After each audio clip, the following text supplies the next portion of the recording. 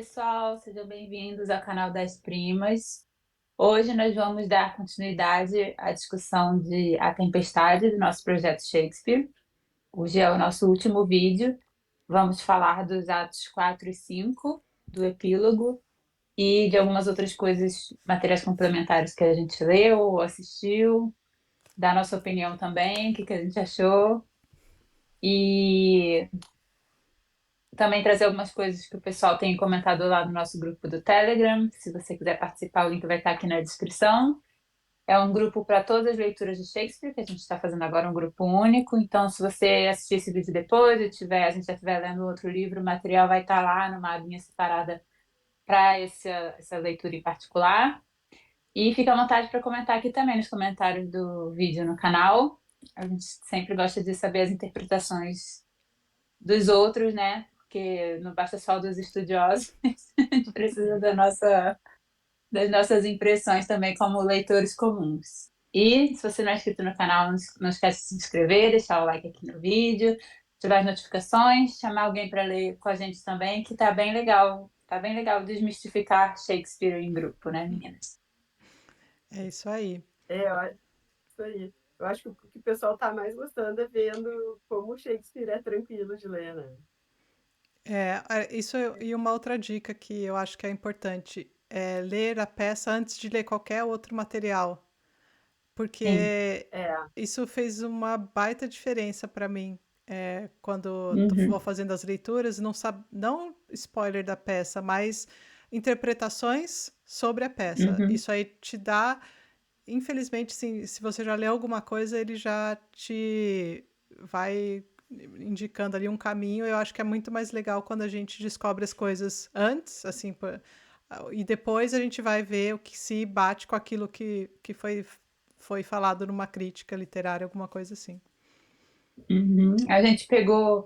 É legal ler esses textos complementares, claro, tanto a introdução da edição que você estiver lendo, ou pós-fácil, ou livros, né, como a Malu tem do Bloom, porque indicam possíveis fontes. A gente até leu e botou lá no grupo, né, nesse caso a Tempestade, o ensaio do Montaigne. Então é legal depois ver o que o Shakespeare leu, né, que pode ter influenciado ou não, mas como a Tati falou, depois de já ter tido a sua primeira impressão. E mesmo assim, eu comentei com as meninas, a gente vai chegar lá no final. Depois que eu li o Bloom, eu fiquei meio assim. É que eu tinha uma opinião, né? Mas eu fiquei até que eu concordo em certas partes aqui com o que ele falou. Sim. Então, realmente, se você lê antes e já for com essa cabeça, você vai possivelmente concordar com tudo ou bastante coisa, né? Uhum. Então, o ideal é primeiro ler, ter sua primeira impressão, né? E depois buscar mais informação. Isso eu acho que faz uma grande diferença aí, porque é difícil não ser influenciado pelo Bloom ou por outras, outras fontes aí, que exato. a gente vai citar várias fontes ainda que, É, que a gente teve acesso. e mesmo quando a gente lê ele depois, ele também dá tinta sobre outras peças, né? Uhum. Então, Uhum. ele acaba nos conduzindo de algum, o Bloom acaba nos conduzindo de alguma forma. Mas, e reler é muito gostoso, tal, mas essa primeira experiência de ter o encantamento é muito boa, né? É, Até para depois tu ver, pô, mas voltar ali, como é que eu não me dei conta disso, sim. né? Como é que, Sim. ou ao contrário, né? Uhum. Já, esse detalhe eu tinha sacado, né? E as É. peças são muito gostosas de ler. E E- essa, eu gostei muito, eu acabei relendo aqui na tradução do Kindle, naquela da Penguin, Uhum. até porque daí já contei para as gurias que eu vou fazer um curso aqui em Porto Alegre, semana que vem, com o tradutor dessa que a Tati está mostrando aí, que é a da Penguin Companhia. E, e tem muita nota de rodapé também, e a gente acaba parando e lendo, na releitura a gente acaba fuçando mais, né? Eu só tenho E, uma coisa, uma crítica a essa edição aqui. As notas são boas, porém elas ficam todas no final do livro, né? Eu acho isso às vezes, ainda mais para sim, peça, um pouco, porque tem muita nota, né? quando tem muita É, nota, eu acho que às vezes, por mais que, por exemplo, nessa daqui, as notas são todas na própria página. Então, você está lendo aqui em cima e já exato. está aqui embaixo. Pode até ser ruim pelo fato que às vezes não tem quase nada de texto e tem só nota, né? Mas eu acho que facilita muito o acesso, assim, a gente querer ler as notas, porque tudo bem, a gente consegue ler a peça, entender sem ler nota nenhuma. Mas, que nem a Malu fez uma segunda leitura e estava interessada em ler as notas, é bem. Eu acho meio incômodo essa ida e volta, assim. Tu sabe que eu acho que esses Darden Shakespeare que a gente leu, aquele que tu nos deste, e é fantástico. Eu prefiro ler uma frase, tem uma frasezinha, mas as notas todas embaixo. Até porque ali tu não vai ler todas, pelo menos eu não li todas as Uhum, notas, né, do sim. Darden, mas é muito gostoso. Mas como eu li no Kindle, e eu tô gostando muito de fazer isso, sabe? Baixar as da Penguin no Kindle. Uhum. Porque aqui tu pega ali, ó, tô com ele aqui, daí tu aperta no númerozinho e aparece toda a nota, né? É mais fácil, né? Ir e voltar. Então, é mais fácil até para. Porque não tem que ficar indo e voltando. É. O David Copperfield, que a gente fez a leitura ano passado, eu tava ao contrário, eu tava com ele no Kindle, eu tava com o da Zahar Uhum. e tava com o da Penguin físico, né? Que eu já tinha, daí não quis, né, comprar outro. Mas acho que é melhor fazer o contrário, baixar os da Penguin, que são mais fáceis até de estragarem, Mais baixar feios. aqui, É. e são mais feios, e Ah, mas ficar é com obrigada. as edições bonitas da Zahar no físico, né? É. Olha, E, não sei se é já preconceito, porque as edições da Zahar, ou geralmente, eu prefiro nota na página, mas eu até comentei com vocês outro dia, né? Não foi em nenhum vídeo, eu acho, foi offline.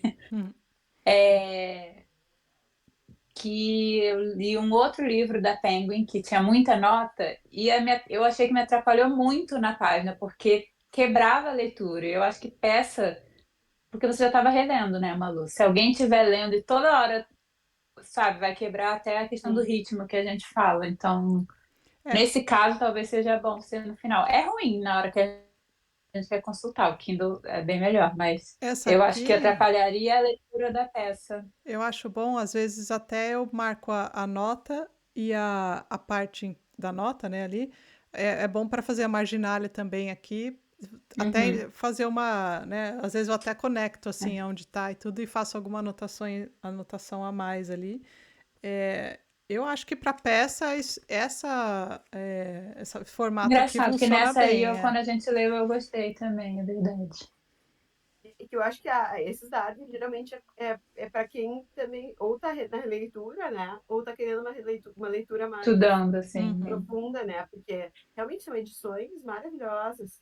Eu não lia o Felipe, né? Novamente estava falando que ele está lendo na da Oxford, que também dizem que é uma edição muito boa, né? Uhum. uhum, Eu não li na da Oxford, mas essas da Arden eu tô achando fantásticas. sim. E daí, como é uma coisa assim, quem vai ler nessa edição já estudou um pouquinho sobre o assunto, já viu os vídeos do Uhum. inglesinho, Uhum, né? é, Então, eu acho que tem tudo a ver, assim, ter mais notas, né? é. Mas para ler a primeira vez, eu gosto muito daquelas edições da LPM. São boas, é. São ótimas. São bem Uhum, só textos, são geralmente traduções facilitadas, que é, preservam bastante, prezam, não preservam, prezam muito pelo verso, né? é. E Eu acho que aí, dá um ritmo legal também, esse negócio de a gente tá falando offline de ler e ouvir também, né? uhum. O audiolivro. E a gente acho que assusta um pouco quando mostra assim essas edições assim, né, mais grossas. Até essa da Penguin até é grossinha, né? Tá vendo? Só que é quase tudo texto complementar, porque a peça é uma das menores, É, né, do Shakespeare. Acho Uhum. que ela e mais uma são bem pequenas, são uma das menores.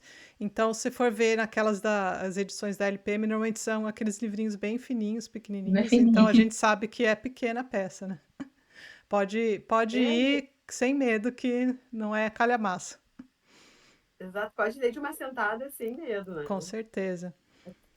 Ainda mais agora que a gente vai comentar os atos 4 e 5, né? Eu lembro que no último vídeo, a Nani acho que até terminou o vídeo falando, agora vamos ver, deve acontecer um monte de coisa. Tava todo mundo esperando e não acontece nada. Nada. Acontece muito. bem resumidamente, né? É, e eu fiquei esperando. Eu confesso que eu já sabia que nada acontecia assim demais, né? Que falam que é uma peça sem plot, assim, não tem nada, né? Não acontece nada. Você vai na É. esperança de que vai acontecer alguma coisa, mas não acontece. Mas mesmo assim me Ah, surpreendeu a rapidez com que se resolveram as coisas. sim. Vamos já comentar um pouco os atos para que vai ser bem rápido, né? Para Sim. depois a gente falar do geral. Uhum. É, Que é o que a gente está com mais vontade de fazer, né? É. porque uma coisa assim que o Bloom fala ali, né? Ele fica muito preocupado. Eu acho que as pessoas fiquem naquela picuinha e não entendam os grandes temas de liberdade, de Estado, principalmente, né? Que tem muito em Hamlet, a vingança que tem no Hamlet. E é claro, e a gente sabe que tem esse universo, que tem os grandes temas e tal. Mas a gente também quer saber um pouco da picuinha, né? A gente Uhum. quer saber quem vai Uhum. ficar com quem, a vingança vai sair, quem vai se arrepender, quem não vai, né? Se vão É. ter filhos, se vão morar em Nápoles ou em Milão, né? Uhum. Então, assim, é justamente, eu acho, tu conseguiu, o Shakespeare conseguir botar essas duas coisas. Tipo o Tolstói em Guerra e Paz, tem a guerra lá e depois tem os bailes de...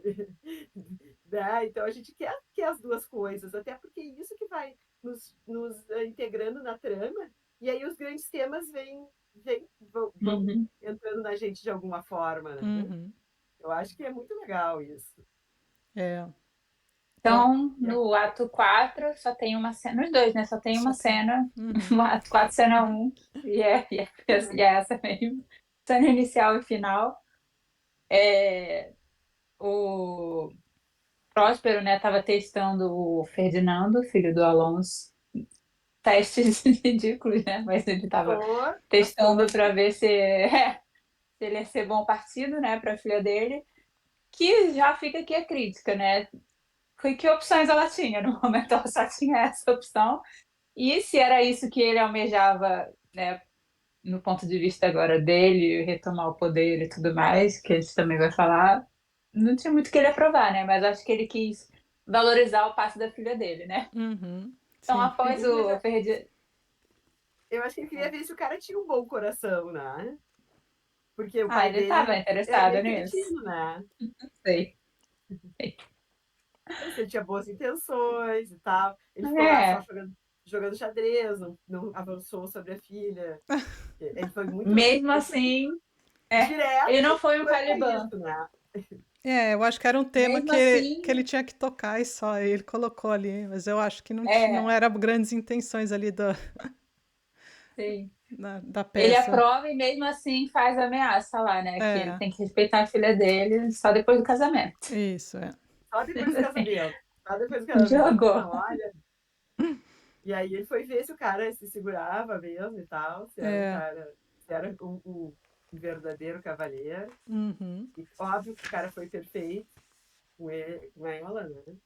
E os dois trocando dias de amor. Mas é interessante o início desse ato, porque ele mostra para ele todos os encantos da ilha, né? Aquela uhum. magia bonita, tipo, ele encena uma peça ali, que eles chamam a mascarada, que é toda Então, depois que ele É, aprova, ele chama essa encenação para celebrar a união, vamos dizer assim, né? O é, noivado. isso, é. Mas, Ele ó, compromisso, chama o né? Ariel e convoca os outros três espíritos, né? mas tem só uma curiosidade que fala do fígado, que era considerado a fonte de desejo. Antigamente, eu considerava que o fígado era. E daí tem a frase aqui que o Ferdinando fala que ele vai manter o fígado dele é, para não. Agora eu não lembro aqui a frase exatamente, mas ele Que tá o fígado. que acreditava-se antigamente que o desejo, né, vinha era uma coisa fisiológica especificamente do fígado. Então aí É que é quando você tá bêbado, você. então eu cheguei a pensar Não, isso de mas olha, fazer coisa, mas eu achei engraçado, né? E para vocês verem como a coisa era explícita, né? Porque, Sim. tipo, é como hoje nós identificarmos o desejo com aquela parte do corpo que é muito citada nas letras de funk, né? É, Então, assim, pô, não é muito diferente, assim, é só se a gente for situar para a época, né? é, E falava explicitamente disso, ó, aquieta o teu negócio ali, porque até casar eu não quero que tu tenhas nada. Eu quero para ser merecedor da minha filha, né? sim. Tem Aqui que fala, é o respeitar. ardor do meu fígado. Então ele É, era o que ardia mesmo era o fígado, não eram as outras e não partes era para aí. ser sutil, era porque eles acreditavam que ali Acreditavam estava mesmo, acontecendo. exatamente. Hoje parece uma coisa sutil, né? Ah, É. não, ele se refere a outro órgão. Então aí Mas vem. Daí ele convoca essa mascarada, né? Que a gente já tinha até comentado, acho que no primeiro vídeo. Uhum, Era uma coisa que agradava muito o rei Jaime primeiro, então uhum, dizem que ele colocou isso aí também para agradar, porque a peça foi apresentada para ele, né? sim. E é tudo muito rápido, no meio da celebração, o Próspero já se toca que tem coisa para fazer. Vamos resumir isso aqui, todo mundo embora, recolher, Uhum, encerra o negócio, cada um pro canto. Porque ele lembrou que o Caliban tá indo lá com os outros dois patetas para matar ele, né? uhum, sim, o plano que vai dar muito certo, né? Ele tinha que se preocupar muito, né, sim. com isso, realmente. Ah, mas eu gosto, sabe? Outra coisa, essa peça dentro da peça, eu acho que é um jeito de ele falar um pouco sobre peça, né? Porque Uhum, no Sonho de uma Noite de Verão, ele fala muito dos ensaios, né? E a gente vê a Uhum, dificuldade que é, né? E que ao mesmo tempo, ali, são os caras super simples que ganham, depois, na hora de ter, tipo, tem uma licitação para ver qual peça vai ser apresentada, o rei acaba escolhendo dos caras que são mais uhum, simples, né? uhum, Então ele tece toda uma crítica e não é meditação, mas enfim, ele pensa muito sobre aquilo, faz reflexão. as pessoas refletirem muito sobre aquilo, e aqui ele mostra um outro lado, né, de como é fácil. Se tu tem mágica, é muito fácil tu montar e desmontar uma peça de teatro rápido, né? sim. Acho que fica muito isso, né? É. Ele faz Falar até nisso, referência ao não sei se, teatro, né? Ao clube. se a gente vai falar mais na frente, mas essa peça, acho que por serem duas das únicas três que são originais de Shakespeare, tem muita Uhum. semelhança com o Sonho de uma Noite de Verão, eu Uhum, achei. Mas eu depois também. a gente deve comentar sobre isso, né? Sim. Sim, E traz essa esses é uma temas, né? delas. É. A magia tá a magia divertida e do bem, né? Tem também a parte da magia negra, digamos, mas essa que é feio falar dessa forma, desculpe eu ter falado assim, mas é o termo que se usava, assim, a magia do mal seria, né? Uhum, Uhum. sim. E aqui essa magia boa, assim, tipo, como tinha no Sonho de uma Noite de Verão, né? Mas ao Sim. mesmo tempo mostra a efemeridade da coisa, né? E como as coisas dessa forma são efêmeras. E aí, é, ele convoca o Ariel, né, para ver o que eles vão fazer com relação ao Caliban e os outros dois, né, que estão vindo, o Trínculo e o Stefano, O Stefan. Stefano, é isso. Personagens muito importantes, que eu até esqueci o nome. E E, aí eles eu têm adoro uma esse ideia nome. que, assim, alguém me explica, né, porque eles estavam enfeitiçados, mantidos pelo Ariel num lugar próximo, já chegando até onde eles estavam. E aí eles inventam de pegar umas roupas reais cheias de brilho pra quê? Eu não entendi essa parte. Se alguém quiser dar opinião aí. eu acho que eles acham ali as roupas, né? E aí começam como estão bêbados, começam a experimentar e fazer graça, e é só aquela parte cômica ali Somos de reis e é isso, né? fazer zoeira com a roupa que eles acharam ali. E o Caliban preocupado, que não podia perder tempo, que eles tinham que chegar logo no Próspero, no horário certo lá para ele não acordar, para conseguirem matar sem, né, grandes problemas. E ele fica um pouco desesperado enquanto os dois palhaços estão lá brincando com Então, as Divertindo. roupas. eles estão ensaiando para ser os reis da ilha, né? Eles É, pensam que É. o exatamente. plano deles é esse, mas nem eles acreditam, né, no plano deles.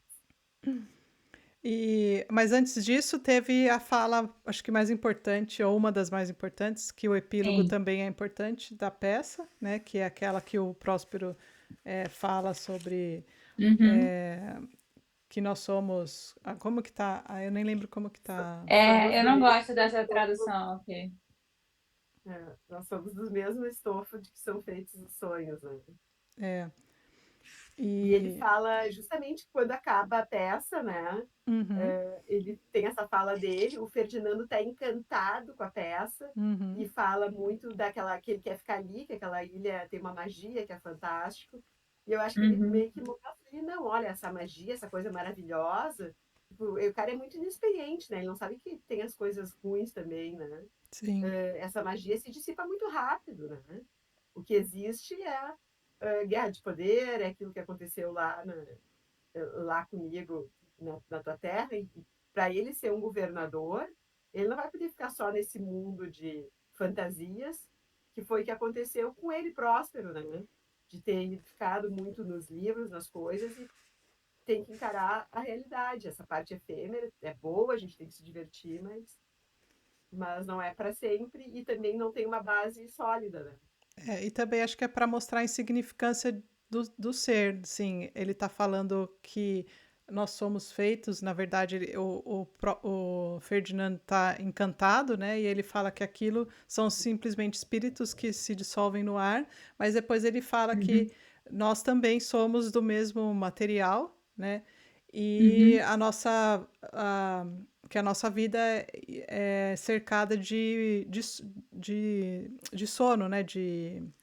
Então, quer dizer, que tudo acontece, que nem a Malu falou, é muito rápido, é muito efêmero e Uhum. logo acaba. Então, é, acho que aí o que é legal, depois a gente vai falar um pouquinho, é sobre, nas interpretações aí, sobre o porquê, talvez, dessas falas, junto com o epílogo. Mas aí vamos deixar isso aí para depois, que senão a gente Uhum. já adianta tudo aqui. Já adianta muita É, coisa. É, e o que a mas é importante. gente. Aí tem a parte também engraçada no final dessa cena que o Ariel solta os espíritos dos cachorros atrás né, dos três lá, Enquanto eles estão lá brincando de se de vestir de rei. encenar que são É, reis, né? sim, exatamente. Eles soltam espíritos em forma de cachorro para Uhum, assustar eles. é, E aí vem a cena 5, Então, o ato 5, né? sim. Que também só tem uma cena. Uhum, E aí é o capítulo final da novela, né? Não acontece nada e tudo se resolve. É, o Ariel que fala pro Próspero, né, para ele ter compaixão do pessoal, porque tá todo mundo enfeitiçado, mas eles já estão, não todos, mas arrependidos. uhum, E rapidamente o Próspero decide que vai perdoar todo mundo. E fica emocionado ao ver o Gonzalo, né, que era o cara que ajudou ele a sim. se salvar, né, quando ele foi para a ilha, mas sobreviveu e foi com os livros dele e tudo mais. Ele faz uma troca de. que é? Troca de roupa que chama no teatro, uma troca de. Enfim, figurino. figurino. Uhum, E bota a roupa dele de Duque, né, pra já chegar dando o recado dele. E fala pro. Tira a E capa ele. de visibilidade, né? E fala pro Ariel que já vai libertar ele, só precisa concluir isso, né? Que uhum, também foi um negócio que eu fiquei meio assim. O Ariel também estava preso, né? Depois a gente fala disso também. uhum. O Ariel era escravo dele também, Todo né? mundo era escravo. É, Como ele, eu acho que tipo assim, ele libertou e daí ele ficou com direito de ele libertou o Ariel, De né? prender. uhum, E aí ele fica com direito sobre ele até ele libertar, assim, dizer, não, ó, tá livre. Mas é meio suspense, porque toda hora o Ariel, coitado, agora vai. Sim. Não. é. Mas eu achei bonitinho que daí o Próspero pergunta para ele, quando o Ariel fala que ele deveria perdoar, né, que ele deveria ter compaixão ali com todos eles que na verdade foram traidores. E aí ele pergunta se ele pensa assim também, o Ariel, né? O Próspero pergunta. E Uhum. o Ariel falou que se ele fosse é, é, que ele também, se ele fosse humano, né, ele também teria Uhum. compaixão se ele for, É. né? É. Também marquei isso. Eu que sou da E espécie deles, que nutro paixões iguais, sentir mais do que você, os crimes Uhum. dele me tocaram fundo. Mas com razão mais nobre contra a fúria, tomo partido. Gostei desse pedaço também. Eu também tá também anotadinho aqui. e eu acho que tem duas coisas que sensibilizam ele, que sensibilizam o Próspero. Uma é ver o Gonzalo, né? Que é uma pessoa Uhum, que ele gostava e que ajudou ele, né? Isso eu acho que emociona ele. E também essa fala aí de que ele, tipo, até você que é um espírito, pensa assim, imagina eu que vivia as mesmas coisas, empatia, né? Uhum. Só mesma feito, sou como eles, também viu que eles viveram, né? Também enxergar que uhum, ele, aquela coisa, pô, tu tem que perdoar, tu também não é perfeito. Talvez ele consiga ver que existe algum motivo além da vingança, além do motivo fútil de eles terem tirado ele dali, também coisa de que precisava uma governabilidade ali e ele não estava respondendo a isso, né? Uhum. Eu acho que É, na hora que eu Eu li, eu achei não isso, posso. mas depois eu mudei de opinião. A gente é, comenta a depois. gente comenta porque daí eu acho que é toda a discussão da peça em si, a gente vê Sim, quem é o Próspero, né? E por que ele é sim, assim. exatamente. É. Sim, Exatamente. sim. Bom, aí ele decide, pede para o Ariel ir lá fazer um dos últimos trabalhos, né? Trazer o mestre e o contramestre, só para dar um. Acho que essa parte foi só para, né, a gente saber que o navio já está Preparado? Salvo, É, limpo, com fixado, todo consertado. consertado. remodelado, É. É. remodelado. E eles estavam esse tempo todo enfeitiçados, dormindo também, né? Enquanto tudo isso aconteceu, esses dois caras estavam lá Uhum. congelados.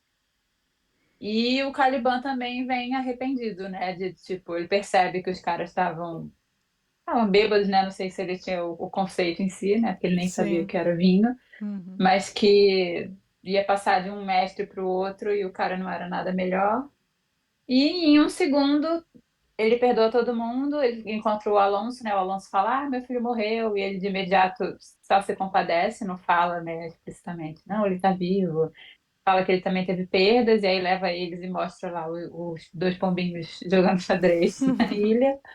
E aí ficam muito felizes, vamos celebrar essa união e vamos todos voltar para Nápoles para a festa do novo casamento. E desde que ele volte a ser o Duque, né? É. Também. Uhum. Sim, ele coloca a imposição dele, né?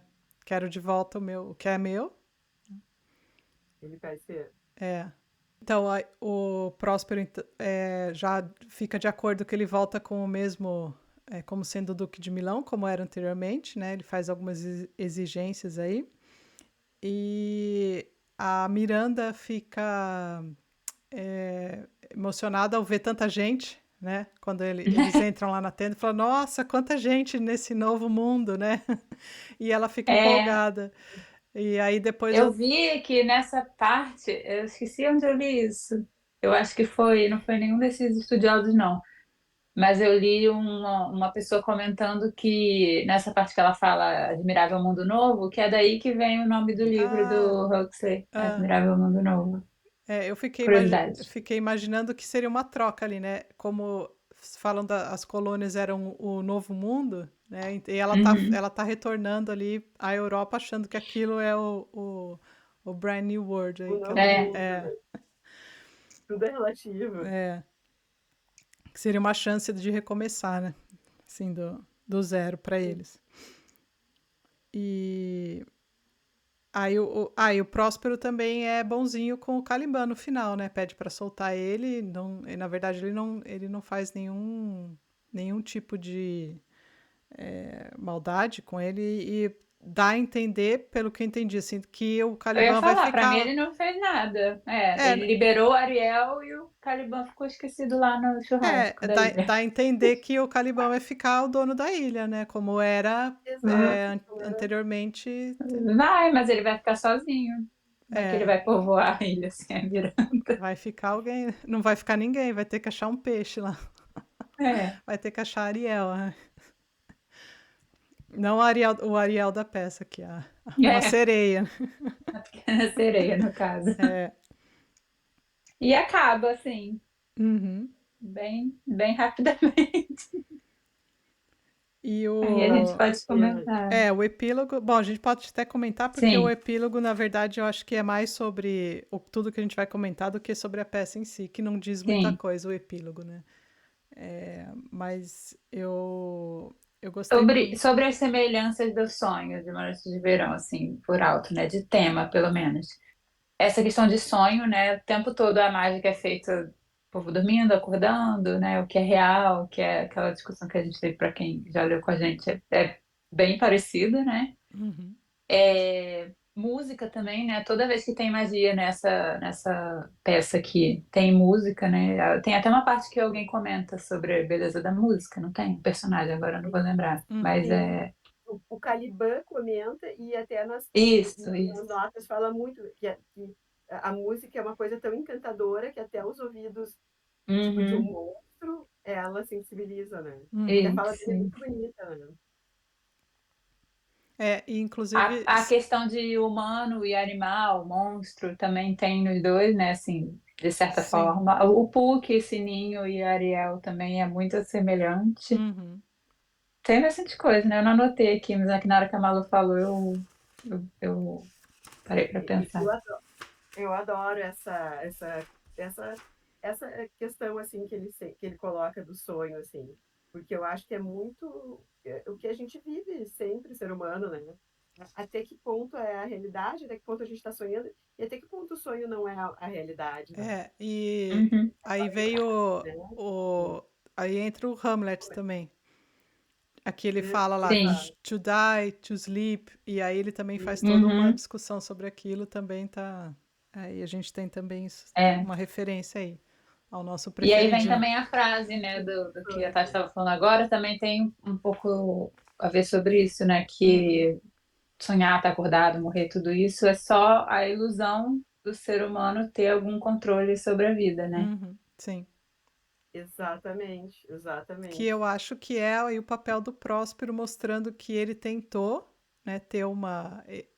Ele tentou usar o livro, né, a magia. A gente não falou, acho que a gente acabou não falando que ele resolve no final, para ele voltar Ah, a ser o sim. Duque, ele resolve acabar com o livro dele, né, se desfazer do Uhum. livro. E aí no.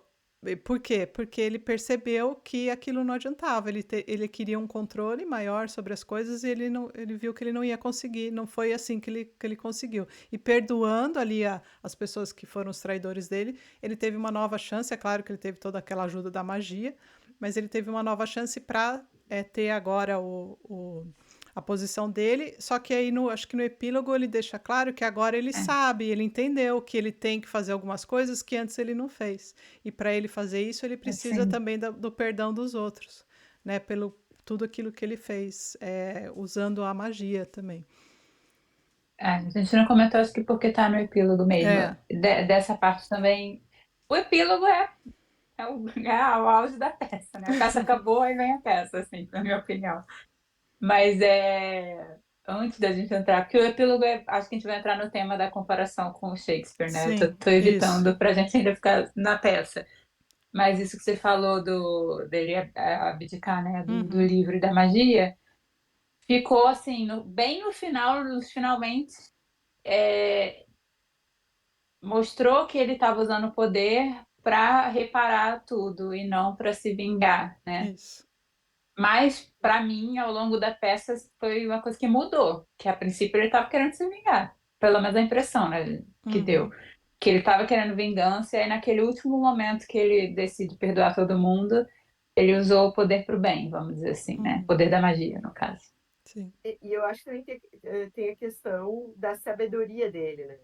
Porque ele ficava naqueles livros, ele ficou todos esses anos naquela ilha, cada vez aprimorando melhor a arte dele, né? Que eles falam muito da arte dele, que essa magia dele seria a arte dele, que ele teria conseguido isso graças ao livro, né? Falam do livro que seria esse da magia, mas ele vai pensando, pensando, e quando chega na hora de agir mesmo, ele se dá conta que ele é um cara sábio e que aquilo só vai destruir, né? Como daí é inevitável de falar no Hamlet, né? Acontece, o Hamlet faz tudo de uma forma, no fim, destrói, né? O país dele Uhum. destrói e vem outra pessoa governar. Então, se ele fosse por esse caminho, ia acabar causando muita destruição enquanto no caminho de ele perdoar e tentar Uhum. relevar e trazer o que cada um. Porque no fim ele consegue puxar o que cada um tem de bom. Tu vê que a fala do Alonso já é outra fala, né? Uhum. Ele chega, eu perdi um filho dele, mas eu também perdi uma filha, né? Uhum. E Sim. ele Uhum. consegue, isso antes de falar que o filho dele tá vivo, né? Então ele Uhum. começa a mostrar, ele enxergar que existe a continuidade dos dois nos filhos. Então, pá, a gente ficou brigando, brigando, lutando por um lugar, enquanto agora a nova geração vai juntas e de uma maneira bonita, sem briga, tem tudo para e sem ter que passar por tudo que a gente passou, com a nossa sabedoria, nós mostrando para eles que tem que esse monte de briga entre a gente só destruiu, né? Eles não Uhum. precisam, por exemplo, deixar de ter aquela inocência, perder aquela inocência deles criando novos conflitos, né? Pelo contrário, olha, teve conflito, agora vocês podem aprender com as nossas coisas e construir a nação, né? É, Não ter e ter Isso, naturalmente a paz entre Nápoles e Milão, porque os dois já estão o, juntos, o, unidos, já sabem que um gosta do outro, né? mas o que a Nani falou, eu acho que realmente, assim, de que mudou, essa visão dele mudou ao longo. Eu acho que sim, ele no início tinha Exato. essa questão aí de se vingar, até porque tem indício nas notas aqui de que quando ele fala que ele tinha o poder de levantar os mortos, tem alguma fala que, né, nesse ato mesmo, no ato 5 que o Próspero tinha esse poder, e a nota indica que esse poder era considerado da magia má, né? Ou seja, É, e da, se, e se ele, da magia. e se ele possuía, ele então não tinha, não era aquela magia boa que ele comenta que se fala que então ele seria o mago bom, né? Aquele que faz a uhum. magia do bem. Então eu acho que isso mudou, sim. E acho que isso só mudou porque Exato. ele teve ali uma influência do que ele viu ali, e principalmente É, da compaixão pelo Gonzalo, que foi uma pessoa que ajudou, e o próprio Uhum. Ariel, que eu acho que ali, Sim. quando falou para ele estava pensando eu acho nisso. que eu acho que na hora de agir, que ele teve para agir, que ele se deu conta, influenciado por essas duas coisas, entre outras, né? Pelo Gonzalo, pelo Ariel, pela fala do Ariel que a gente tinha comentado antes. Então ele viu que não adiantava nada ele ter estudado se ele não botasse uma coisa na prática boa, né?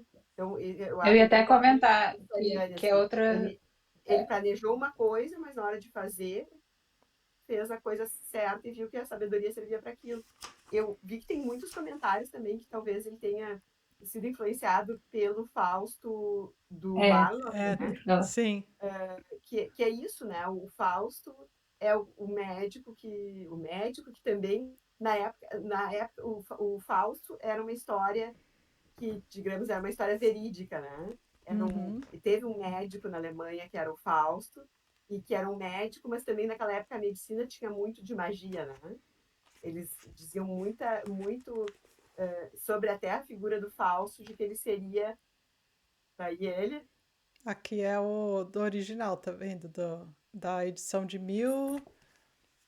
1631, a segunda edição. A primeira foi de 1619.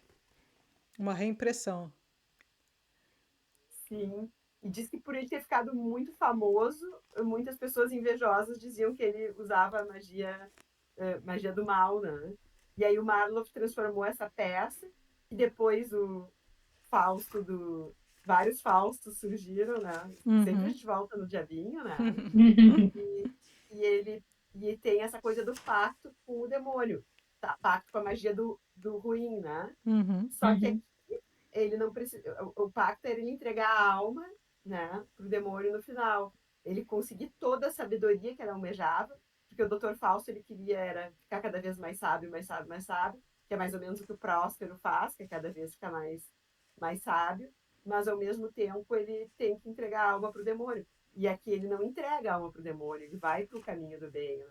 Mas Uhum. essa busca da sabedoria, que é a busca do Fausto do Goethe, do Fausto do Marlowe, do Dr. Fausto original, é uma coisa que está na figura do Próspero, o cara que busca a sabedoria, mas que ao mesmo tempo, às vezes, para ficar no nível X, tem que entregar, conseguir tudo, toda a beleza, não só a sabedoria, né? A beleza, a arte, né? Quem fala minha arte, tem que Ele fala entregar sempre Isso da arte. também, isso também é um ponto que você comentou de Hamlet, não tinha parado para pensar antes, mas é também no início, né, uma semelhança com Hamlet, porque o Próspero era o cara, né, que a gente comentou no primeiro vídeo, da vida intelectual, contemplativa, não queria lidar ali com a burocracia e Uhum, as atividades do cargo dele de governante, né?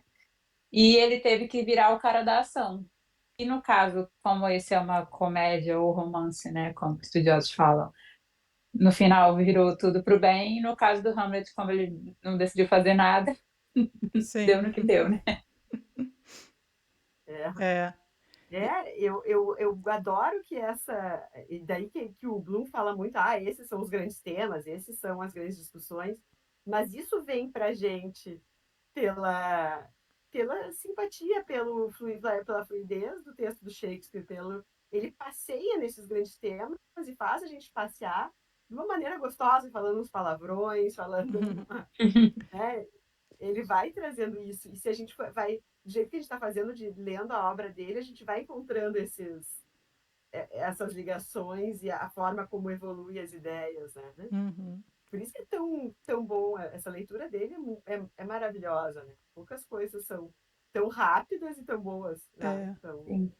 E essa questão da E magia que a gente já começou a comentar, né? Só fazendo um adendo, como a gente falou do Dr. Fausto aí, que também é uma referência, teve uma peça também que foi encenada pela Companhia do Shakespeare, não uma peça do Shakespeare, mas O Alquimista. Foi uma peça que foi encenada um pouco tempo antes da pelo Paulo Coelho. Tempestade. Então, e era uma representação, na verdade, essa peça eu não conheço, mas é uma representação da visão negativa da magia, né? E isso tudo no perímetro ali do James, né? Que era o cara que odiava Cara das das bruxas. bruxas, cara odiava as bruxas. Então, para ele, inclusive, eu estava até procurando, mas eu não achei o, um texto. Ele escreveu um livro, né? Sobre é, é, Uhum. demiolo- demonologia, que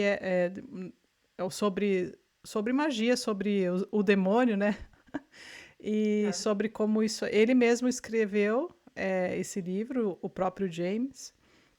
E ele dizia nesse livro, né, bem resumidamente, que as bruxas e os magos serviam a um único mestre, que era o demônio, o entendeu? Então, diabo. para isso, era justificável ele queimar 400 mil pessoas lá na É. época por conta de bruxaria, né? Então, mas só uma...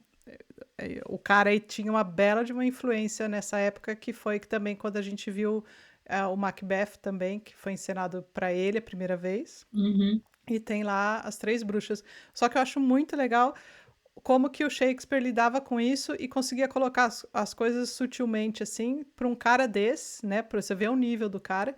E que a gente conversou muito no Shakespeare, no Macbeth, sobre o papel delas e tudo. E eu fico achando, assim, depois a gente vai falar também uma outra interpretação da Nara Vidal aqui nos Shakespeareanas, que ela também fala das bruxas, mas eu acho que o Shakespeare tinha uma. Eu acho que ele arriscava muito fazendo esse tipo de peça para um cara desse aí, mas ele, assim, ele tava no fio ali de uma má interpretação. Se o cara podia acordar um dia e falar, achar interpretar a peça de um outro modo, e o Shakespeare, ó, tava, né?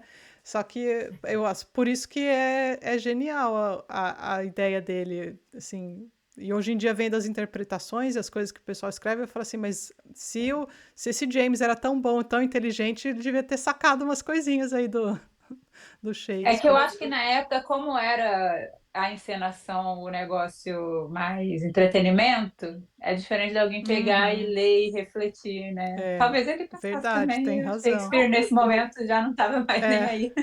Que a peça chama A Tempestade. E uhum, tem a tempestade que abre, depois tem, né, umas ameaças, mas assim, em grandes, grandes tempestades, né? E uhum, aí eu não lembro agora se foi o Alden ou o Bloom, alguém que faz mais uma interpretação simbólica da água, que confesso que não consegui acompanhar, se alguém tiver algo a acrescentar. Mas Uhum. depois eu fiquei pensando, não sei se isso veio da minha cabeça ou de alguma coisa que eu li, para falar a verdade mesmo. Inicialmente a gente viu, né, que a tempestade veio representar ali, tá mais no momento de discussão de poder, que foi maravilhoso. Esse início da peça eu gostei muito, mas, né, que tem coisas, ou se não todas as coisas estão além do controle humano, né, principalmente a natureza, que é muito usada para mostrar isso, e até hoje a gente vê, né. Aproveitando, para quem não sabe, Malu está em Porto Alegre, acabou de passar por uma situação de tempestade, totalmente fora do Nevasca. controle. Uhum. Que né, atrapalha a vida de todo mundo, sem mencionar as pessoas que sofrem com isso, né? Mas não entrar nesse assunto. Então são coisas que até hoje a gente vive, né, da natureza, mas que na verdade tudo está fora do nosso controle, né? Mas depois o que eu pensei, que eu não sei se eu li ou se eu pensei mesmo, mas é que a tempestade é muito usada nesse caso, ainda mais que é comédia, né? Naquela frase que a gente usa aqui. Depois da tempestade vem a bonança, né? Uhum. E é bem o que acontece nessa peça. Mas é um símbolo de uma coisa geral que acontece, mas assim, a peça não é sobre a tempestade, né? Se eu parar para pensar o nome da Não. peça e o que acontece em si, a Uhum. peça devia se chamar a Ilha dos Canibais. E Ah, Ela falando. se passa em terra, né? Ela se passa toda na ilha, com um episódio que abriu no mar. Uhum. isso. E eu acho que isso está muito naquela fala bonita do que é a famosa que a gente colocou do, Próspero. dos sonhos, né? Que a Uhum. gente é Sim. da mesma matéria dos É, sonhos. E aí, isso que a Nene falou que eu acho fantástico, que ela disse que a gente não tem controle, na realidade a gente não tem quase nenhum controle, né? Sobre a o... nossa vida, sobre en- os fatos, né? então, sobre algumas interpretações, aí acho que a gente pode falar agora um pouquinho das. A gente tem vários, né?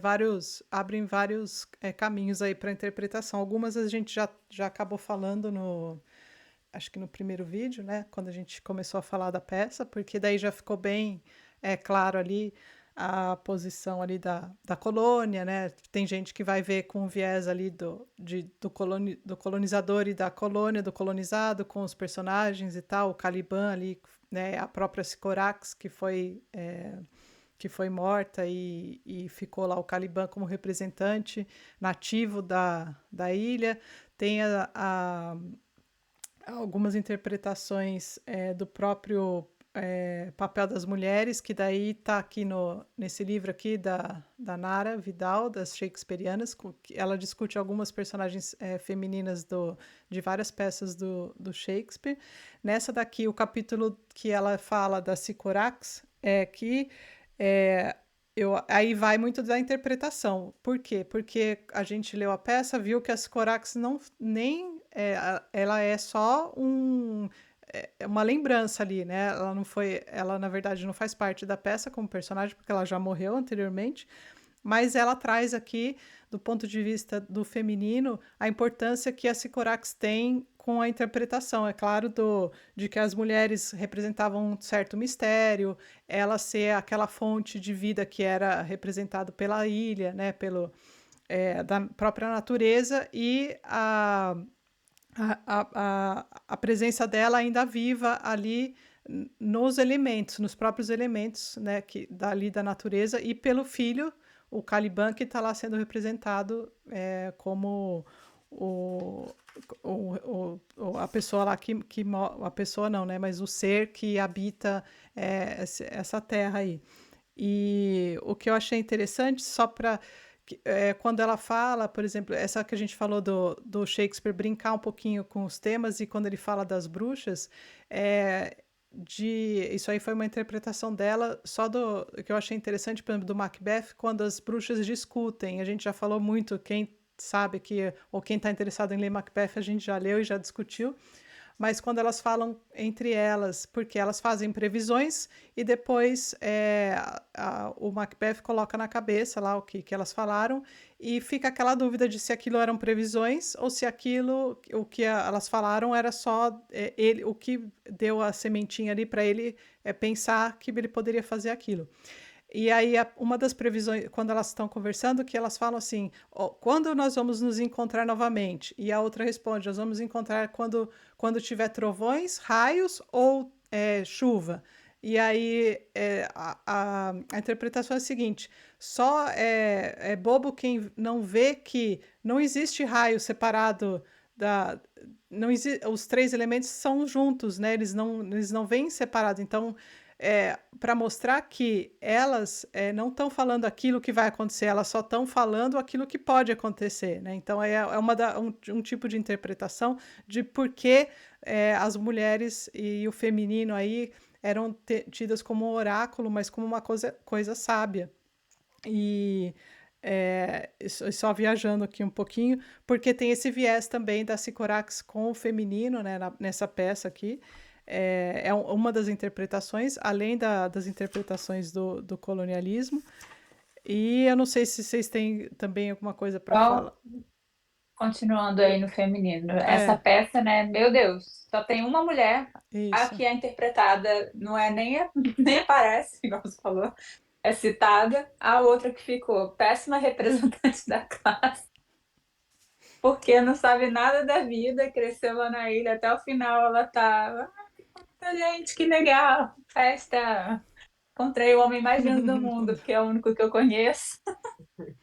Doeu Então, muito. assim, ficamos bem prejudicadas nessa peça, seu Shakespeare. Mas pelo menos teve alusão e achei engraçado. Curioso que a Nara Vidal. Curioso não, né? Coitada, foi a opção que ela teve. A representante feminina forte da peça que ela escolheu para analisar no livro é a Sycorax, que realmente, né? Uhum, A Miranda. A outra também, a outra filha só foi mencionada que foi casar com outro cara, meio que por escolha do pai também, né? Que tudo bem, era o que tinha na época. Mas a gente sofre, né? No Hamlet a gente ainda estava melhor representada. Ah, não, na própria Macbeth, que a Lady Macbeth é um personagem como super Sim, forte. sim. Mas isso que a Tati falou, eu li esse da Nara também, eu gosto muito dessa interpretação dela. Ela traz no mesmo capítulo a Sycorax e as Três Bruxas, Uhum, né? Enquanto o Bloom, ele coloca assim, que ele diz que a gente fica, que na realidade, se a gente não vê o Caliban como um cara mau, tipo, a gente está errado, sei lá, isso foi mais ou menos o que eu entendi do texto do Bloom, porque ele teria sido, desde a origem dele, ele é filho uma bruxa com o diabo. é, do diabo, e que seria uma bruxa má, né? Ele vê a Skorax Sim. como uma bruxa da magia ruim, uhum, É, enquanto mas a no geral a Nara não figura que a gente coloca tem isso, né? até hoje, exceto as feministas, é que bruxas são do mal, né? Assim, sim. até hoje, o consenso geral, se você for ver uma criança lendo uma história, bruxas são do mal, mas é que hoje É, tem porque o tu não, viés feminino do estudo de mulheres que eram consideradas bruxas, né? Não necessariamente eram essa figura de bruxa que a gente já comentou que era barbada, né? Pinta, não sei o que lá, e que na verdade não eram mulheres, e aí, né? tu não ouvia na tua infância aquela música da bruxinha bonitinha, da vassoura de capim? De capim, claro que sim, da Xuxa. É, não, a bruxinha depois de um certo tempo, eu achava a bruxinha tudo legal. Mas assim, ó, eu acho que vinham muito até porque elas tinham algum poder de cura, né? Hum. As bruxas, elas não eram só bruxas, tinham médicas ali, no caso, né? Então existia medicina. A gente vê até pelo Dr. Fausto, diz que quando ele ficou famoso, que as pessoas começaram a invejar ele e dizer que ele fazia bruxaria e tinha feito um pacto com o diabo, né? Mas na verdade o cara era um curandeiro, assim. Mas claro, Lembrei eu acho aqui que teve que tem um muita livro persistência. muito famoso, feminista, que eu, como boa feminista, não li. É muito famoso. Chama As Bruxas e o Caliban. Nossa, a gente devia ter Sério? lido para fazer esse Olha, vídeo. tá vendo? Vai, guria, a gente tem que ler esse livro, eu não sabia desse livro. É, Mas Vou eu mandar vi assim, depois. Vou botar que aqui. provavelmente ali, ali fica em aberto. O Shakespeare não diz assim, "Ah, ela era do mal." Talvez Sim, ela seja, aham, ele seja um filho. Aí vem a poesia, né? Aquela filho do Deus com o diabo, né? uhum, é. Tem uma poesia que meu pai adorava, que era aquele cara dizia, eu sou filho de Deus com o diabo. E sim. é isso, todo mundo é um pouco disso, né? Ninguém é 100% santo, nem 100%. demônio, né? Uhum. E a Sycorax podia muito bem ser muito mais a interpretação da Nara do que a interpretação do Bruxo. Acho que a Nani já falou também uma vez, em algum dos vídeos do Shakespeare, que eu lembrei acho que de um livro que você, Nani, comentou num dos vídeos do Shakespeare, acho que, se não me engano, do Hamlet, que era Shakespeare Was a Woman, da Elizabeth Winkler. E a Nara também comenta sobre esse livro. E eu acho que é legal aí para descobrir um pouquinho mais sobre a questão das personagens femininas nas peças do Shakespeare também seria uma outra indicação. Eu não li ainda, mas eu já fiquei com muita curiosidade desde que você falou na época para entender um pouquinho melhor. E eu acho que eu já comentei outras vezes, mas que o Shakespeare realmente ele dá uma atenção. Eu acho que ele constrói sim personagens femininas que, apesar de na época não serem encenadas por mulheres, mas que tem muita coisa a ser assim explorada do feminino mesmo. E eu acho que nisso ele era um cara totalmente para Na frente, assim, frente. isso, da época dele. Eu lembrei também, tem nada, não tem nada a ver, tem a ver, né? Porque, mas para quem também tá vendo, fazendo essa leitura e não estava nas outras, né? Ou não viu outros vídeos nossos do livro que a gente leu, que não é do Shakespeare, mas é inspirado no Hamlet, né? Da Maggie Uhum, O'Farrell. também. É totalmente o viés das mulheres e também de bruxa, né? Eu Uhum, lembrei dessa parte da bruxa. é. E Então é um tema constante. Não sei se a gente vai ver em mais peças daqui para frente, mas já tá ressoando bem, né? E no caso do Hamlet, a bruxa é a esposa dele, né? esposa, A isso. Agnes. É, exatamente. E E ele a coloca. bruxa do bem, né? Ali, aquela que tem É, os poderes ali, né, da botânica e tal, até tudo que era tema muito. Era um, também era um tema nas peças dele, né? Como a gente pôde ver. uhum. Exato. E aquele livro é maravilhoso, né? E todas nós somos bruxas do bem. É. Nós E carregamos essa magia aí, né? eu não sei se a gente, Alguns homens sabem reconhecer, outros ainda não chegaram na sabedoria. É. se a gente tem mais coisa ainda de interpretações para falar, mas eu acho que tem uma que seria, acho que a mais importante, não sei, de que o Shakespeare, sendo uma peça de encerramento, né, de carreira dele ali, a última peça que ele escreveu, é de ser ele, o Próspero, ser o representante do próprio Shakespeare. Que daí vem toda a questão do epílogo, né, que a gente ainda não entrou completamente, mas que é muito forte essa coisa essa opinião, essa interpretação no inglesinho da Tati, no meu, ele que na interpretação dele, que é um apaixonado por Shakespeare, ele fala que É a cara dele. É. ele vê o Shakespeare o Próspero sendo o próprio Shakespeare e toda a interpretação ali do que ele fala e do que ele principalmente no epílogo, ele se apresentando e se desculpando, falando que a pessoa, né, ele, o Próspero ali, não seria nada sem a audiência, né, sem as pessoas, e ele diz que para ele é como se fosse o Shakespeare fazendo a mesma coisa ali com a sua audiência, né?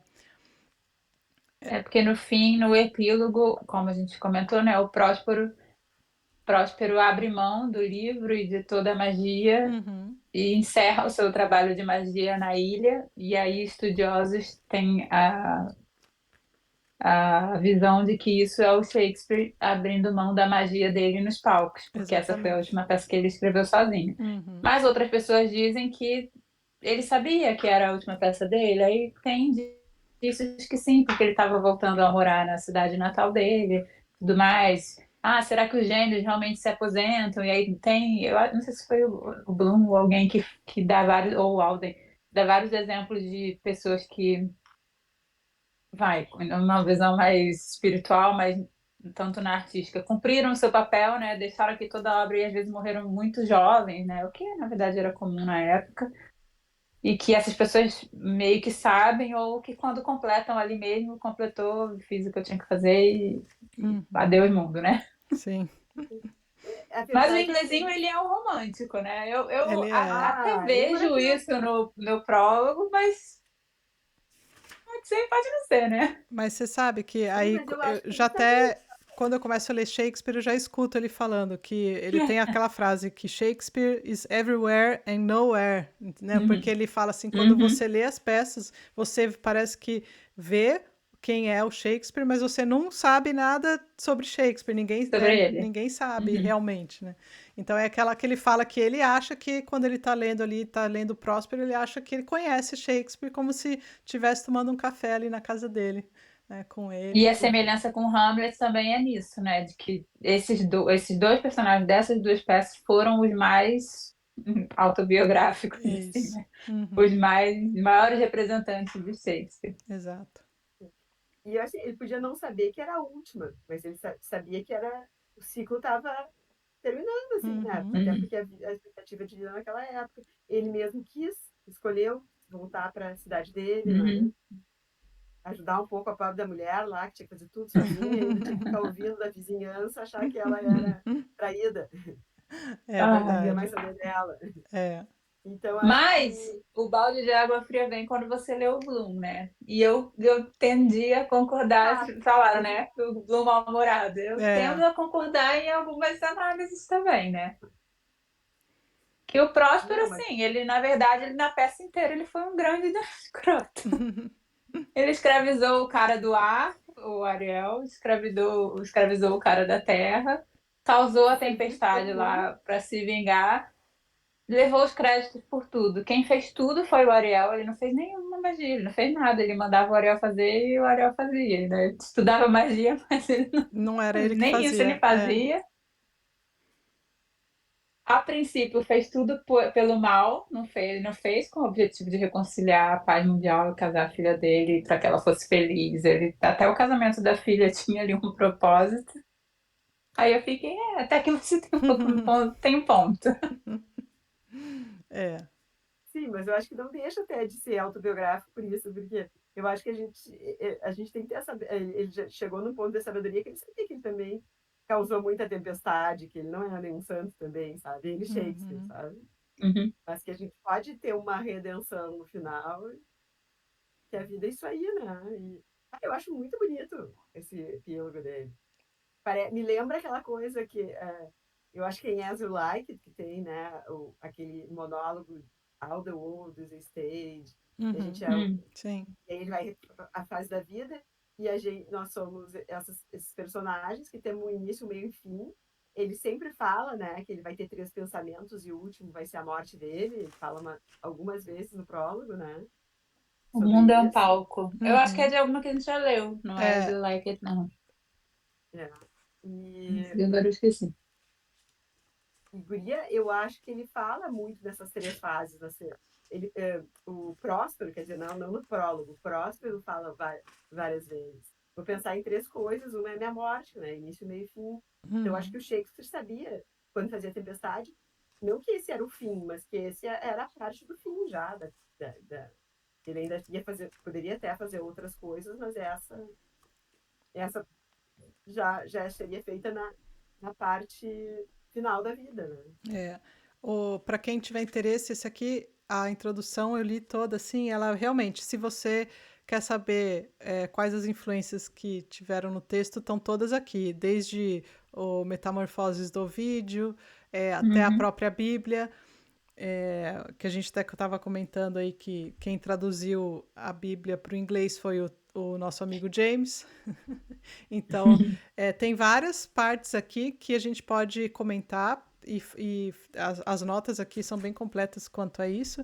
E para quem quiser também, que esse aqui foi presente especial aqui das primas para mim, esse livro do Shakespeare também tem aqui até caiu. Ele é bem legal, mas assim, daí isso aqui é mais se você já leu ou não, e você vê um resuminho ali, é bem legal porque tem os quadrinhos e tudo. É bem. É uma informaçãozinha ali. Tem uma informação é, interessante, sim, para você ter um geral de todas as peças. E. Outro ponto que a gente começou a falar no outro vídeo, que tem um pouco a ver com o que você falou, Tati, de inspiração e de interpretação também. Então, voltando ao tema do colonialismo, né? Acho que a gente já falou bastante, mas eu li, quando acabamos, né? Eu li o ensaio lá do Montaigne. Não é inspiração para a peça, né? Mas se Shakespeare leu isso, com certeza foi uma fonte para a questão, né, do Novo Mundo, Brasil, ilhas selvagens e tudo mais, né? Que faz parte do enredo da peça. Mas aí vem o Bloom, né? No texto dele sobre a peça. Quem leu esse texto, quem leu essa peça e interpretou qualquer questão política é um idiota. Sim, Vocês, exato. nós somos todos idiotas. E não Todos, tem nós vamos nada pensar disso. todos. Eu acho que foi o Ariel que fala em determinado momento, o pensar é livre, né? O pensar é livre, a É, gente É. pode pensar. Ah, mas isso aí é eu uma. acho que principalmente nas falas do Gonzalo, né, para mim é bem evidente, sim, que tem uma crítica. Eu acho que tem. Eu acho que Eu acho que o. tem, e aquela parte muito cômica que é os dois, o Ferdinando, não é Ferdinando, já estou confundindo os nomes, o Stefano e o E o Trínculo, Trínculo. com o Caliban, eles falam, parece que eles estão falando disso, do que foi colonialismo, o que está sendo, como é que está acontecendo aquilo, né? Uhum. Que não é um troço legal, um troço. E no Sim. Assim, ensaio de Montaigne é bem pró mundo novo, sabe? Ele retrata como as coisas são. Ele fala bastante das mulheres, do papel delas na sociedade, como elas eram respeitadas pelos homens, que elas tinham tarefas, né? Porque ele descreve a rotina dos selvagens, dos Uhum. nativos, né? Sim. Ele não se refere como selvagem, mas vai descrevendo o que come, o que bebe, o papel da mulher, que as pessoas dançam o dia inteiro, que uns vão à caça, uns vão não sei o que lá, aquela coisa, né? Que naquela época, né, era uma coisa totalmente nova. Então, acredito que isso tenha, assim, sido absorvido, né? Se o Shakespeare consumiu isso. E acho que não tinha tanta coisa, assim, para ser consumida nessa época, né? Uhum. Material escrito, assim. Teve isso, e ele tinha totalmente essa visão. Ele tem uma frase, eu não separei, mas ele fala, o Montaigne, que assim, não tem certo, vou simplificar muito, mas não tem certo e errado, entendeu? Não tem um modo de vida certo, isso não é ser selvagem, isso é algo sobre, é bem algo isso. O que é selvagem ou não depende de onde, isso, depende de onde você está localizado, entendeu? Uhum. Que sim, foi uma coisa que a gente falou em algum vídeo também, não sei se foi a Tati, né? Para Sim. o nativo, ser selvagem é você roubar o lugar do rei, né? Uhum. E para o outro, ser selvagem é você atacar a mulher, por exemplo. Um exemplo horrível, mas que Sim. a gente está falando de sim. ser civilizado ou não, né? Uhum. Sim. Eu acho que não tem como negar uma interpretação política nessa cena cômica deles. E eu acho que esse é um dos encantos da própria comédia, assim. Por isso que eu gosto tanto das comédias do Shakespeare. Eu acho que ele a gente está rindo, a gente está se divertindo e a gente está vendo ali como a coisa entende assim, tipo assim, ó, tu tá rindo, se divertindo, mas não tá rindo, se divertindo. Tu tá vendo que aquilo ali é trágico, aquilo que está acontecendo, o colonialismo, de toda aquela fase trágica e do pior que o ser humano tem, naqueles dois personagens ali, bêbados, debochando do Caliban, ou querendo escravizá-lo, querendo conquistar ele, Ah, sabe? só uma curiosidade. Eu não tinha percebido, aí eu li isso aqui, que Caliban é um anagrama para canibal, né? Uhum. Uhum. Isso, acho que a gente não falou, se falou. Eu Eu tava. acho que a gente não falou disso, É, né? Não, exatamente. Disso é que o tá nome do na. ensaio é É. esse, mas falam que a referência Sim, também é disso, né? exatamente. Mas aí eu acho que a gente não consegue tirar, por exemplo, as referências que tem na peça. Eu acho que sim foi influenciado. Ele teve, porque os canibais era um tema muito recorrente nessa época que ele escreveu a peça e as colônias, né, a questão do colonialismo também. Só que eu acho que daí a gente interpretar isso aí assim, aos olhos do que fala assim, não, ele estava querendo fazer. Aí eu acho que isso a gente trazer, que nem eu já falei no vídeo anterior, trazer agora, quando a gente já tem o conhecimento maior Uhum. sobre tudo, o conhecimento Uhum. histórico sobre tudo como foi, e a gente pegar e fazer uma interpretação a partir disso. Eu acho que isso é diferente do que você Sim. identificar referências de quando Shakespeare estava escrevendo, sim, ele teve Uhum. referências que você consegue verificar em textos da época. Agora, quando a gente faz, por exemplo, várias interpretações, eu acho que elas são válidas, porque você pode concordar ou não, né? Mas tornar isso como uma imposição, aí eu acho que fala assim, não, com certeza ele foi porque era isso, isso, isso. E daí você tem que trazer a história, considerar aquilo não dá para desconsiderar o que a gente já conhece, né? Não dá para a gente tirar esse conhecimento e E, fazer uma como interpretação. qualquer texto, volto a citar nosso amigo Humberto Eco, né? A obra tá lá, o que cada um vai fazer com ela depois, Sim. mesmo que seja no mesmo Claro. ano que foi escrito, no ano seguinte, é problema de vocês, eu não tenho que explicar nada do que eu quis dizer com isso, ou que eu não quis. É, Mas é o que a Malu falou também, é uma peça simples, pequena, uma comédia, e a gente está há mais de uma hora aqui tagarelando sobre sim. 1 milhão de coisas. Ainda vai E faltar eu acho coisa. a grandiosidade das obras do Shakespeare e das grandes obras está justamente nisso, sabe? Ele pegou uma coisa da natureza humana ali e ele sintetizou naquilo, e a natureza humana, através dos séculos, não muda, mas ali tá aberto, a obra sobrevive, porque aquele, aquela coisinha como é que eu digo assim, o suquinho da natureza humana é o mesmo, então lá tu vai interpretar assim, talvez aquele motivinho seja o mesmo motivo que lá se fez tal coisa, aqui se faz tal coisa, hoje se pensa tal coisa. O anacronismo de a gente interpretar existe, claro, mas existe também que ele sintetiza uma coisa que se manifesta Universal. sempre, exatamente. Eu assim, acho que aquela aí obra ela é aberta, né? E vai ter, durante muitos séculos, vão ter outras interpretações que vão mostrar justamente essa coisa dessa luta de poderes, essa, né? Eu acho que Aquele, isso aí é o poder, assim, quando ele tá, o processo criativo da escrita. Quando ele estava escrevendo as peças, ele tu nem tinha todas sabe. essas referências lá. Talvez ele tinha lido, ou talvez estava no subconsciente de que ele leu leu Metamorfoses, ele escutou um sermão da Bíblia, ou ele leu, então ele tem tudo isso, tá ali na cabeça dele, né? E aí, quando ele vai escrever a peça, talvez não conscientemente, é isso que eu quero dizer. Talvez não seja Exato, consciente. não conscientemente. Uhum. É. Exatamente. Ele nem sabe o gênio que ele é, eu acho, depois que larga a peça no mundo, né? Depois que tu joga a palavra no ar, né? Sim. E aí ela vai. E não é por acaso que ela vai tomando forma e ganhando séculos, é porque ali tinha o toque dele, É o por toque isso que da. até hoje a gente discute aqui, né? A gente conversa sobre. É, e eu acho muito lindo, assim, essa. Acho que esse final que ele fala, assim, também, tipo, agora eu tô indo para minha casa, né? Agora eu larguei os livros de mão, né? Vou para minha casa, vou pensar na morte, né?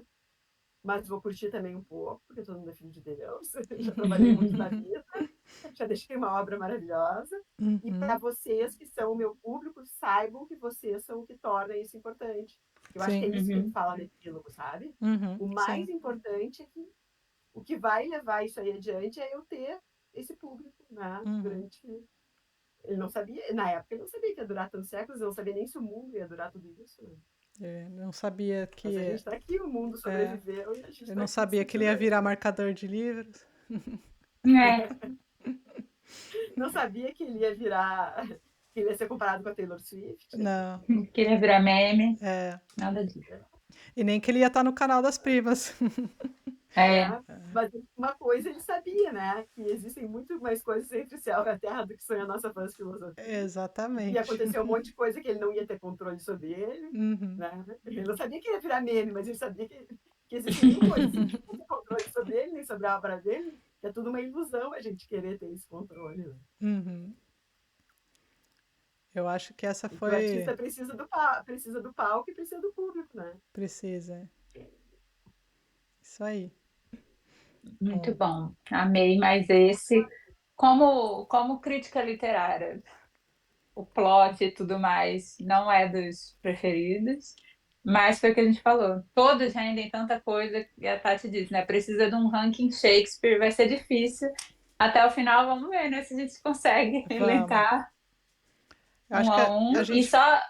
a gente podia fazer um top dos fazer depois uma avaliação dos 12, né, maiores peças aí que a gente, ou sei lá quantas, mas aí a gente podia fazer daí um ranking aí, Vamos futuramente. fazer de todas até a gente acabar. Vamos, com Desde que as certeza. comédias fiquem no topo, eu concordo. Vamos ter que separar tragédias, comédias e históricos. É, Veremos. E antes da gente fechar, só uma última indicação para quem não tá no grupo no Telegram, tudo a gente bota link lá, tá? Mas é porque eu descobri ontem. Eu já tinha visto em algum que a gente leu, mas esse foi o primeiro que eu li junto, né?